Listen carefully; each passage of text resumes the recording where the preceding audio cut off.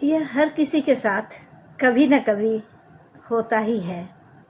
हम व्यस्त हो जाते हैं रोज़ाना की जिम्मेवारियों से, निभाते निभाते, चाहे वह काम करना हो, दूसरों की मदद करनी हो, अपने परिवार की देखभाल करनी हो।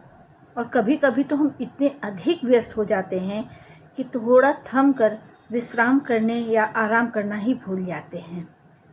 यही वो समय होता है जब बर्नआउट हमें चपेट लेता है। क्या है बर्नआउट? नमस्कार दोस्तों, पॉजिटिव हेल्थ सेंटर में आपका हार्दिक स्वागत, अभिनंदन। मैं डॉक्टर ऋचा पाठक बोल रही हूँ। हमारी आज की चर्चा का विषय है बर्नआउट, समस्या और समाधान। जैसा कि नाम से ही पता चलता है, बर्नआउट एक प्रकार की थकावट है, चाहे वो फिजिकल हो सकती है, मेंटल हो सकती है, और ये लगातार निरंतर, ये नहीं कि अचानक आज हो गया, जैसे आज आपने बहुत काम कर लिया और आपको बर्नआउट हो गया। नो, लंबे अरसे से, सालों से चलता आ रहा है, चलता आ रहा है। धीरे धीरे धीरे धीरे इसका रूप जो है गंभीर से गंभीरतम होता जा रहा है। और ऐसे में ही आपको क्या लगता है, आप अपने आप को व्यस्ततम महसूस करने के कारण होता है, और आपको महसूस होता है कि वर्क लोड आप पर है। ये दबाव हमेशा आप महसूस करते हैं, क्योंकि जैसा कि मैंने पहले ही कहा कि लंबे अरसे तक बहुत अधिक भावनात्मक या शारीरिक या मानसिक कार्य करते करते हमें शारीरिक या मानसिक थकान महसूस होने लगती है। कई मामलों में बर्नआउट आपकी नौकरी से जुड़ा होता है, लेकिन हमेशा ऐसा हो जरूरी नहीं है। कई बार आपके वो रिलेशन से भी हो सकता है रिलेटेड, आपके इमोशन से भी हो सकता है रिलेटेड, आपकी भावनाओं को लेकर, है ना। तो बर्नआउट आखिर क्या है, क्यों होता है और उसका समाधान, ये सब आप जानना चाहते हैं तो इस वीडियो को अंत तक जरूर देखिए। और आपने मेरे चैनल को सब्सक्राइब नहीं किया तो सबसे पहले तो आप सब्सक्राइब कर ही लीजिए। ये बर्नआउट हमेशा एक जैसा नहीं होता। आप में कुछ लक्षण होगा, मुझ में कुछ अलग अलग होते हैं। इसका पहचान करना कठिन है, और शायद यही कारण है कि शुरुआती तौर पे हम समझ नहीं पाते हैं, और जब स्थिति गंभीर से गंभीरतर होने लगती है तो हमें ऐसा एहसास होता है कि कुछ समथिंग इज़ रॉन्ग, है ना। आपको इसमें हमेशा ऐसा महसूस होगा, आपको थका थका महसूस होगा, अपने आप को इस्तेमाल किया हुआ महसूस करेंगे, आप प्रोडक्टिव नहीं रहेंगे, यानी उत्पादक आप नहीं रह सकते हैं, आप निराशा महसूस करेंगे, आप निंदक और नाराज महसूस करेंगे। इसलिए बर्नआउट आपके घर, व्यवसाय, परिवार, सोशल लाइफ, सब पर इफेक्ट नकारात्मक डालता है। बहुत बार कंफ्यूजन हो जाता है बर्नआउट और डिप्रेशन में, लेकिन दोनों में जो मौलिक फ़र्क है वो ये है कि अगर आपको बर्नआउट के लक्षण हैं तो अगर आप प्रॉपर आराम लेंगे, शारीरिक और मानसिक, तो इसके लक्षण दूर हो जाएंगे। जबकि डिप्रेशन एक मेडिकल कंडीशन है और उसमें प्रॉपर ट्रीटमेंट के बाद ही आराम मिलता है। तो ये इसकी वजह से डिफरेंसेस आसान है करना। और अगर बर्नआउट को हम छोड़ देते हैं, नेग्लेक्ट करते हैं, उपेक्षित करते हैं, तो कालांतर में जाके ये डिप्रेशन, फ्रस्ट्रेशन और भी विभिन्न प्रकार से की मानसिक व्याधियों की जननी हो सकता है, बीमारियों को जन्म दे सकता है। तो बर्नआउट के लक्षण को आप देखेंगे तो आपको समझ में आएगा कि क्या है, कैसे है। तो करीब 4-5 इसके मुख्य लक्षण हैं, इसके प्रकार भी अलग अलग हैं। बर्नआउट एक ही प्रकार का नहीं होता है, 4 प्रकार के होते हैं। तो पहले मैं प्रकार बता दूं, फिर लक्षण पर बात करूंगी। पहला, ओवरलोड बर्नआउट। यह तब होता है जब आप कड़ी मेहनत करते हैं और सफलता पाने के लिए आप बेचैन रहते हैं। यदि आप ऐसा अनुभव करते हैं तो आप सफल महसूस करने के लिए अपने स्वास्थ्य, अपने निजी जीवन, सब से कॉम्प्रोमाइज करते हैं, सबको जोखिम में डाल देते हैं। दूसरा जो प्रकार है, कम चुनौती वाला बर्नआउट। जैसा कि नाम से ही लगता है, ऐसा तब होता है जब आप कम सराहना और कार्यस्थल पे या घर पे महसूस करते हैं आपको सराहना नहीं मिल रही है, आप ऊब महसूस करते हैं, काम से बोरियत होने लगती है। हो सकता है आपकी नौकरी सीखने का अवसर आपको प्रदान ना दे रही हो, आप बहुत कुछ करना चाहते हैं लेकिन जहाँ जॉब कर रहे हैं वो आपको मौका नहीं मिल पा रहा हो, आपकी क्षमताओं को लोग समझ नहीं पा रहे हों। तो इस तरह के नकारात्मक सिचुएशन होने पर ऐसा लगता है कि मेरा डेवलपमेंट नहीं हो रहा है, मैं जो करना चाहता था, मैं जो करना चाहती थी, मैं नहीं कर पा रही थी। और इन सारी भावनाओं की वजह से इस प्रकार के लक्षण डेवलप हो सकते हैं। तीसरा है उपेक्षा बर्नआउट। तब होता है जब आप असहाय महसूस करते हैं। अगर चीज़ें सही नहीं चल रही हैं तो आपको लग सकता है कि आप अक्षम हैं या अपनी जिम्मेदारियों को आप पूर्ण रूप से नहीं कर पा रहे हैं, यानी आप अपने आप को कमतर आंकने लगते हैं, आप अपने आप को अंडर एस्टिमेट करने लगते हैं। इस तरह के बर्नआउट का संबंध इम्पोस्टर सिंड्रोम से भी बहुत गहरा है। इम्पोस्टर सिंड्रोम क्या है, इस पर मैं डिटेल में वीडियो बनाने ही वाली हूँ, बहुत जल्दी वो भी आपके पास आ जाएगा, तो उसमें हम डिटेल में उसके बारे में बताएंगे।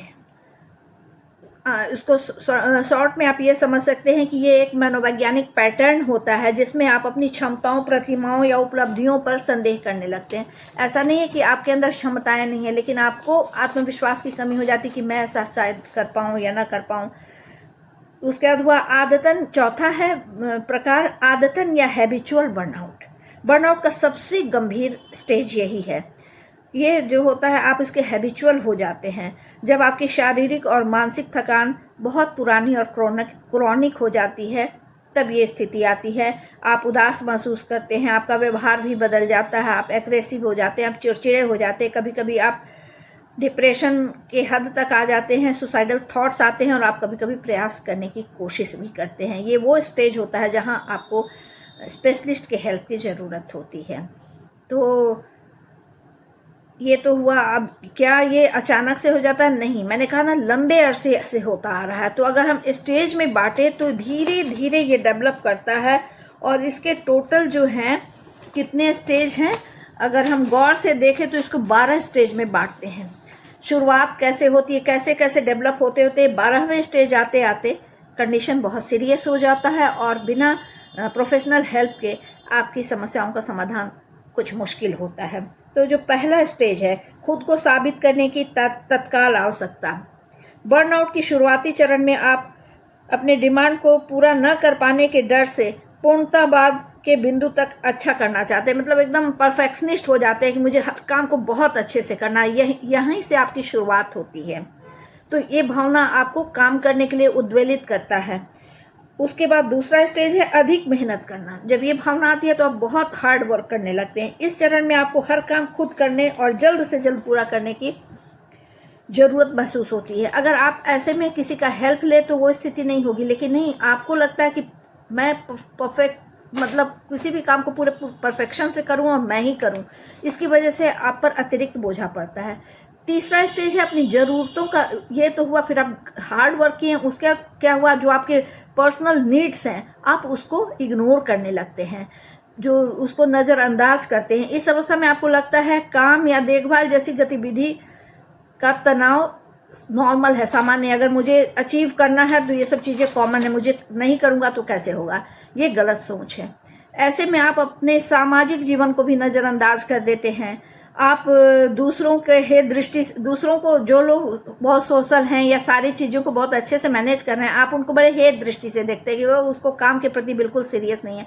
मैं कितनी सिंसियरिटी से काम करता हूँ, ये भावनाएं आ जाती हैं। इस स्टेज में आकर आप थकान और तनाव की वजह से छोटी छोटी गलतियां करनी शुरू कर देते हैं, क्योंकि अब दिमाग आपका थकने लगा है, शरीर भी साथ नहीं दे रहा है। चौथे स्टेज में अधिक पारस्परिक संघर्ष, सहकर्मियों, मित्रों, इन लोगों से आपको स्ट्रगल करना पड़ता है। इस अवस्था में अगर आपको ठीक से नींद नहीं आती है, साथ ही आपके अंदर कुछ शारीरिक शिकायतें भी होने लगती हैं। हो सकता है भूख न लगे, हो सकता है आप भुलक्कड़पन आप में डेवलप होने लगे, कुछ कहीं रख दिया, फाइल कहाँ रख दिया, पेपर कहाँ रख दिया, याद नहीं आ रहा है। पांचवा स्टेज है मूल्यों में संशोधन। इस चरण तक आते आते आप चीज़ों को अलग तरह से देखने लगते हैं। अपने आसपास के लोगों के प्रति आप बहुत सेंसिटिव हो जाते हैं।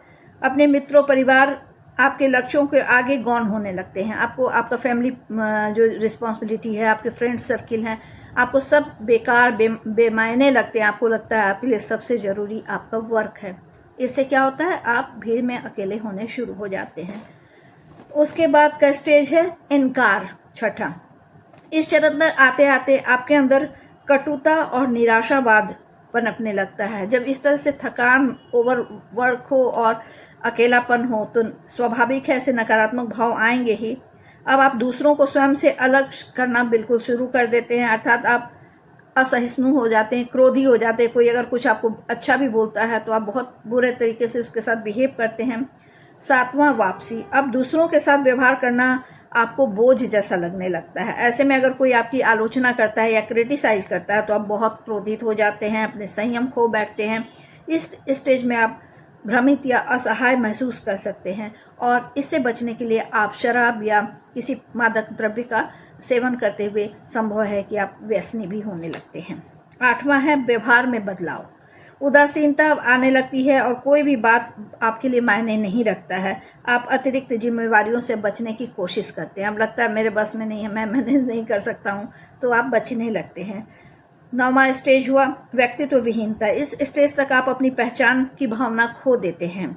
स्वयं को केवल एक ऐसे बर्तन के रूप में देखते हैं जिसके माध्यम से काम और जिम्मेदारियां पूरी की जा रही हैं। आपको लगता है बहुत ज़्यादा सब जगह मेरा इस्तेमाल हो रहा है, ऐसे तो सब लोग लाइफ को एंजॉय कर रहा है, मैं ऐसे हूँ, तो अपने प्रति इस तरह का लगता है कि यूज़ किया हुआ सा महसूस करते हैं। अब आपको जीवन निरर्थक सा लगने लगता है। ऐसे में आप अपने स्वास्थ्य की भी उपेक्षा करना शुरू कर देते हैं। अपने आप से आप नाराज होते हैं और आप अपनी उपेक्षा के द्वारा उस भावना की पूर्ति करते हैं। उसके बाद 10वां स्टेज है खालीपन महसूस होना। इस चरण में थकावट, चिंता और घबराहट होने लगती है और आप खालीपन महसूस करते हैं। और उसके बाद 11वां निराशा। निराशा की भावना हावी हो जाती है। ऐसे में आत्मघृणा, अपने आप से नफरत होने लगती है। डिप्रेशन की भावना, सुसाइडल थॉट्स, तरह तरह की नकारात्मक भावनाएं आप पर हावी होने लगती हैं। और लास्ट स्टेज है पूर्ण बर्नआउट, मानसिक और भावनात्मक पतन इसके अंतिम चरण में है और आप जो है अपनी देखभाल की आवश्यकता महसूस करते हैं। और ये वो कंडीशन है, अगर आप हेल्प नहीं लेंगे तो आप गंभीर मानसिक समस्याओं या डिप्रेशन के शिकार हो जाएंगे।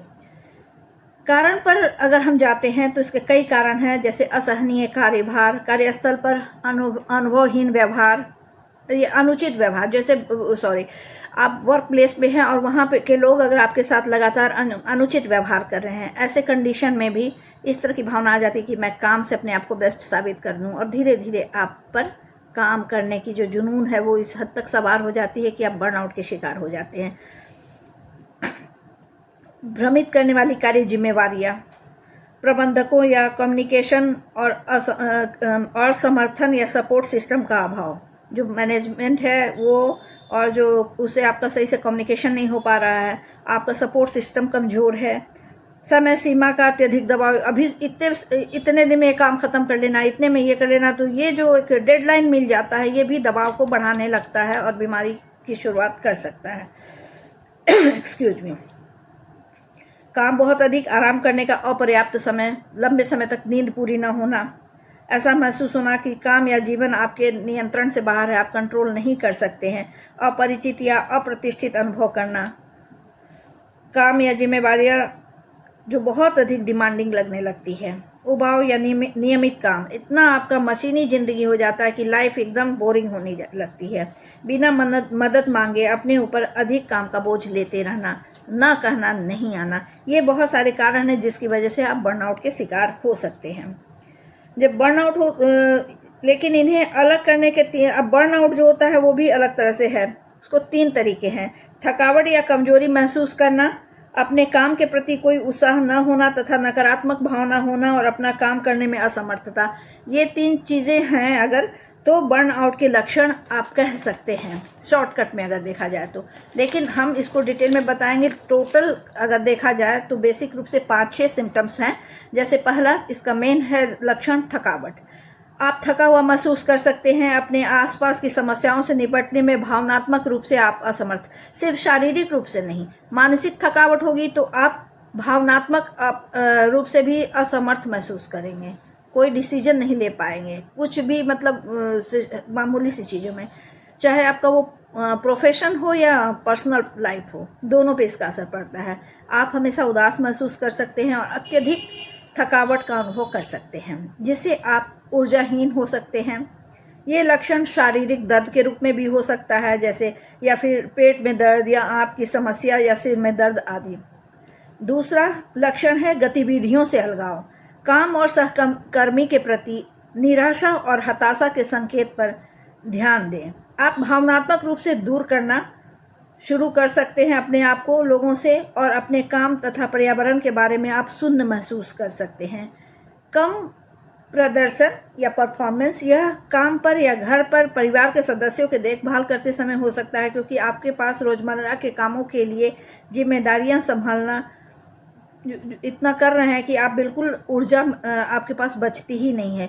इसलिए आप ध्यान केंद्रित या कंसंट्रेशन, जिम्मेदारियां संभालना या रचनात्मक होना आपके लिए बहुत मुश्किल होने लगता है। चौथा, मानसिक जलन के लक्षण। क्योंकि आप बहुत ज़्यादा प्रेशराइज हैं और लाइफ में किसी को हंसते बोलते, समाज में मतलब लाइफ के हर पल को एंजॉय करते देखते हैं, तो उसके प्रति आपके मन में जेलसी भी होती है। आपको आत्मसंदेह, असहायता, हार या असफलता महसूस हो सकता है। आपको लग सकता है कि आप अकेले हैं, अपना उद्देश्य आप खो सकते हैं और स्वयं को अधिक से अधिक निंदक, असंतुष्ट और अक्षम महसूस कर सकते हैं। और शारीरिक बर्नआउट के लक्षण, आप बहुत थका हुआ, ये सब तो मनोवैज्ञानिक मानसिक था। और शारीरिक क्या हुआ, बहुत थका हुआ, ऊर्जाहीन महसूस कर सकते हैं, अक्सर बीमार पड़ सकते हैं, बार बार आपको जुकाम सर्दी हो सकती है, शारीरिक दर्द, बार बार सिर दर्द महसूस करना, भूख कम लगना, लंबे समय तक नींद की कमी महसूस करना, सोकर उठने पर भी थकान महसूस करना, इस तरह की बहुत सारी शारीरिक समस्याएं भी आती हैं। ये सारी समस्याएं हैं तो समाधान है, हम लोग ट्रीटमेंट कर सकते हैं। बर्नआउट समय के साथ बढ़ता जाता है, क्योंकि मैंने कहा ना, ये एक दिन की उपज नहीं है, बहुत धीरे धीरे धीरे, और 12 स्टेज आते आते ये बहुत गंभीर स्थिति में हो जाता है। तो हम लोग किस तरह ट्रीटमेंट कर सकते हैं? पहले अपने पर्यवेक्षक से बात करें। यदि आप ऐसे माहौल में हैं, क्योंकि वर्क प्लेस से रिलेटेड इसमें बहुत सारी समस्याएं होती हैं। प्रायः देखा गया जो मेडिकल फील्ड के जो लोग होते हैं वो बहुत ही प्रोन होते हैं, क्योंकि उनका नेचर ऑफ वर्क ऐसा होता है कि बहुत नाइट शिफ्ट में काम करना और काम भी करना, मरीज का जान बचाना, एक तनावग्रस्त माहौल होता है। तो जो मेडिकल प्रोफेशन में होते हैं उनमें बहुत चांसेस होते हैं बर्नआउट होने के।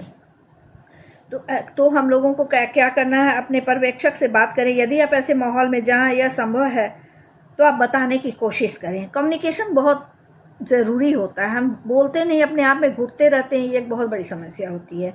आप कैसा महसूस करते हैं, स्वास्थ्यकारी वातावरण बनाने के लिए आप उन्हें सजेशन दे सकते हैं। अगर वो समझदार होंगे तो हो सकता है उससे कुछ फ़र्क पड़े। और सबसे ज़रूरी है पर्याप्त नींद लें। अच्छी शारीरिक और मानसिक स्वास्थ्य के लिए पर्याप्त नींद लेना बहुत ज़रूरी है, तो उसका आप ख्याल रखें। चाहे कितना भी वर्कलोड हो, प्रॉपर स्लीप होनी चाहिए। चिंता की वजह कई बार बहुत लोग चिंतित रहते हैं, बहुत कारण ये होता है कि हम लंबे समय तक प्रॉपर नींद ले नहीं पाए हैं, क्योंकि सोने के समय ही हम सारे काम करने लगते हैं और जब टाइम बीत जाता फिर नींद नहीं आती है। तो समय का आप सोने का निश्चित निर्धारित समय रखें और उसमें ज़रूर सोएं और सोते समय किसी प्रकार की चिंतन मनन की जो आदत है उसको सुधारने की कोशिश करें। उसके बाद आरामदेह गतिविधि का प्रयास करें। योग, ध्यान, मेडिटेशन वगैरह जो है इसको अपने डेली रूटीन में आपको शामिल करना चाहिए बेहतरीन तरीके से। कभी कभी बर्नआउट के लक्षण शारीरिक रूप में भी नज़र आते हैं, जैसा कि मैंने बताया है। आप अपने शरीर में तनाव को बनाए रख सकते हैं।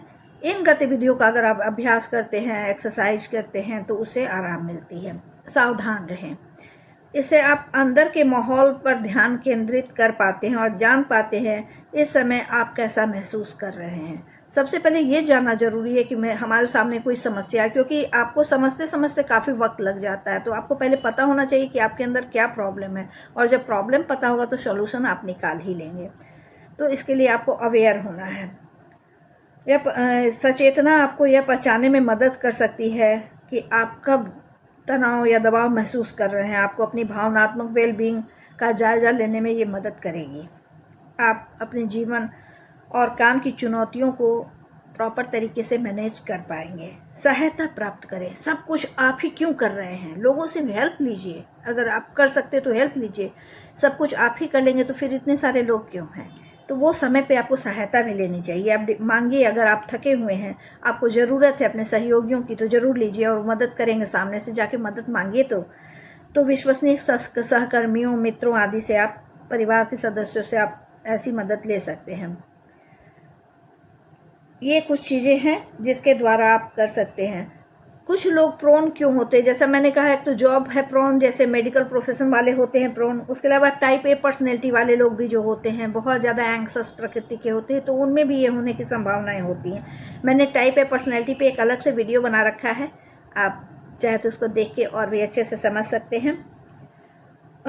उच्च प्रदर्शन करने वाले लोगों की अधिकता, मतलब बहुत मुझे हमेशा अच्छा ही परफॉर्म करना है, मुझे द बेस्ट दिखाना है, प्रतिस्पर्धात्मक है, बहुत कॉम्पिटिटिव है, ऐसे लोगों में होने की संभावना होती है। हमेशा उच्च दबाव और सामाजिक कार्य और वातावरण दोनों के प्रति अगर आप दबाव महसूस लंबे समय से करने की आपकी आदत है तो भी हो सकता है। आप वर्क और फैमिली और पर्सनल लाइफ में अगर बैलेंस नहीं बना पा रहे हैं तो ये भी एक बहुत बड़ा कारण होता है। छुट्टी का इम्पोर्टेंस बहुत है। आप जब बहुत दबाव महसूस करते हैं, छुट्टी में चले जाइए, काफ़ी राहत महसूस होगी। तो prevention is better than cure, ये स्थिति आए ही क्यों, इसके आने के पहले ही रोकथाम क्यों नहीं की जाए। तो रोकथाम के क्या उपाय हैं? अपने तनाव को मैनेज करने में मदद लें। इसके लिए अपने दोस्तों, परिवार से बात करें, आप कैसा महसूस कर रहे हैं। जब शुरुआत में ही आपको तनाव लगे तो उन लोगों से बात कीजिए कि मुझे बहुत दबाव महसूस हो रहा है, मुझे ऐसा लग रहा है। बातचीत करके बहुत सारी समस्याओं का समाधान हो सकता है। सामाजिक रूप से जुड़े रहें, कभी भी काम की अधिकता के कारण अपना सोशल लाइफ को ख़त्म नहीं करें। सहकर्मियों से बात करें, उनके साथ लंच करें, उनके दुख सुख को सुनें, अपना भी उनके साथ शेयर करें। सामाजिक संगठन से जुड़ें, कुछ सामाजिक कार्य करें, बहुत सेटिस्फैक्शन मिलता है। काम के प्रति अपना नज़रिया बदलें। काम जब हम नहीं बदल सकते हैं तो उसके प्रति अपनी भावना बदल दें। जिस चीज़ के प्रति नकारात्मक, जैसे कोई बॉस बहुत ही डोमिनेटिंग है, उसकी हर बातों से आप प्रेशराइज्ड हो रहे हैं, तो आप उस चीज़ को एक्सेप्ट कर लीजिए कि उसका वही प्रकृति है और उसके प्रति जो आप नकारात्मक भाव ला रहे हैं, ये सोचेंगे जैसे कि सूर्य का काम है गर्मी प्रदान करना, तो इनकी भी वही प्रकृति है, इसको कोई नहीं बदल सकता है। आप उसको एक्सेप्ट कर लेंगे तो आप बहुत अच्छे से इस स्थिति को मैनेज कर सकते हैं। नई प्राथमिकता तय करें, यानी वर्क के साथ अपनी खुशियों को भी आपको प्राथमिकता देना है। धीरे धीरे आगे बढ़ें, बहुत हड़बड़ाहट की हरियप करने की ज़रूरत नहीं है। जीवन के काम के लक्ष्यों पर पुनर्विचार करें कि जो आपने लाइफ स्टाइल जो बना लिया है, क्या ये सही है या इसमें कुछ परिवर्तन किया जा सकता है। आपको संभावना लगे आप उसमें परिवर्तन, रचनात्मक परिवर्तन लाएं, खुशियाँ जरूर बढ़ेंगी। नहीं कहने का अभ्यास डालें। कई बार आप ना नहीं कह पाते हैं, जिसके कारण अतिरिक्त बोझ आप पर डाल दिया जाता है, तो ऐसे लोग भी बहुत परेशान होते हैं। सही समय पर न कहना बहुत ज़रूरी है, इसका प्रैक्टिस ज़रूर कीजिए। नियमित व्यायाम, मेडिटेशन, वॉकिंग, ये तो अपने आप में ज़रूरी है। डोपामिन को बढ़ाता है, आपके स्ट्रेस वाले हार्मोन को कम करता है, तो बहुत सारी चीज़ें हैं। संतुलित और हेल्दी लाइफ स्टाइल के साथ हेल्दी और संतुलित भोजन भी करें, जो सुपाच्य हो। निकोटीन वाली चीज़ें कम से कम लें, जैसे कैफीन आदि को कम से कम लें। समस्या को जानें, आपका एक्चुअल समस्या क्या है, पहले उसको ऑब्ज़र्व करें, समझें। पहला तो ये है, जब आप समझ गए तो उसके अलावा अपने स्वास्थ्य को प्राथमिकता दें। जो भी चीज़ें, चाहे वो कितना भी इम्पोर्टेंस रखती हूँ, आपकी हेल्थ पर अगर नकारात्मक असर डाल रही हैं तो उसको हटाइए अपनी लाइफ से। हो सकता है बहुत सारी जिम्मेवारियाँ, आप कहेंगे मेरे पास लाचारी, मुझे इतना कुछ करना है, मैं छोड़ दूंगा तो मैं कैसे करूँगा। उसमें कुछ मॉडिफिकेशन आप कर सकते हैं, कुछ चेंज ला सकते हैं, करने की शैली बदल सकते हैं। तो इस तरह करके बहुत सारी समस्याओं का समाधान आपके पास होगा। उस नज़रिए से देखिए, बहुत सारे समाधान मिल जाएंगे। सोचे कि क्या गलत हुआ है, क्या आपने गलत किया है, और समस्या है तो समाधान है, उसको ढूंढ लीजिए। जब क्या गलत किया है पता चलेगा तो आप उस गलती को सुधार भी लेंगे। तो अपने आप में बदलाव लाकर हम अपने बर्न आउट की सिचुएशन को सही कर सकते हैं समय रहते। ना इसकी वजह से हमारे अंदर कोई मानसिक गंभीर समस्या आए, इसके पहले इसका रोकथाम करके अपने आप को हम बहुत सहजता से बचा सकते हैं इस टिप्स के द्वारा। मैं हमेशा इसी प्रकार के उपयोगी टिप्स आप सबको बताती रहती हूँ, जो आपके मानसिक स्वास्थ्य के लिए बहुत ज़रूरी है। बहुत जल्दी मैं एक और भी इस तरह के बहुत उपयोगी वीडियो आप सबके लिए लाऊंगी। आपको मेरे ये या इस तरह के वीडियोज़ अच्छे लगते हैं तो लाइक और शेयर कीजिए। धन्यवाद, नमस्कार।